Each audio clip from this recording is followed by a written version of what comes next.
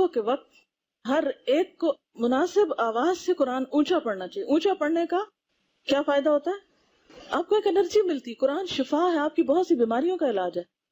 یہ جو روحانی اور یہ بوجھل ہیں اور دل نماز میں نہیں لگتا ان سب کا بھی علاج ہو جائے گا اسی میں. ٹھیک ہے. اور صبح کے وقت میں کوئی ڈسکشن گروپ نہ رکھا کریں. صبح کے وقت باتوں کا وقت نہیں ہوتا، وہ اتنا روحانی نورانی وقت ہوتا ہے کہ جس میں ہمیں اللہ سے زیادہ رابطہ رکھنا چاہیے. بیسٹ کیا ہے کہ کم از کم 1 ربع قرآن، اگر 1 ربع بھی کریں گے 4 دن میں سے پارہ ہو جائے گا. آپ یہ دیکھیے کہ آرام سے سال میں پھر رمضان سے رمضان تک آپ کا روزانہ ایک سموتھ ناظرے کا جو ہے نا قرآن ختم ہو جائے گا، اگر بیچ میں سے چھٹیاں وٹیاں پیریڈز کی وہ سب نکال دیں. اور باقی یہ ہے کہ صبح شام کی جو دعائیں ہیں وہ ایک دفعہ ایک جگہ بیٹھ کے بلند آواز سے چند دن تو پڑھیں سیکھنے کے لیے، لیکن باقی پھر یہ ہے کہ آپ کو اپنی اپنی پڑھنے کی عادت ہونی چاہیے. 2 طرح کے لوگ میں نے زندگی میں دیکھے ہیں کہ وہ جو ریگولر قرآن کی تلاوت کرنے والے ہیں اور ایک اس کی عادت نہ رکھنے والے.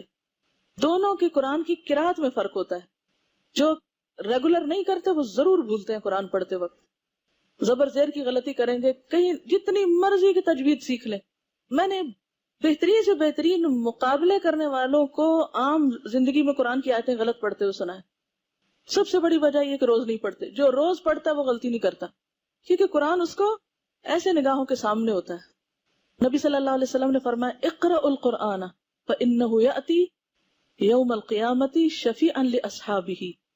قرآن پڑھا کرو کیونکہ قیامت کے دن قرآن اپنے پڑھنے والوں کے لیے، اپنے دوستوں کے لیے، صاحب کس کو کہتے ہیں؟ ساتھی. اپنے دوستوں کے لیے سفارشی بن کے آئے گا. ٹھیک ہے، صبح کا مانتے سب اپنی جگہ. پھر ربع کے لیے کتنے منٹ لگیں گے؟ صبح ایک دفعہ آپ دیکھ لیں کہ آپ کے ٹائم میں کتنے منٹ لگتے ہیں.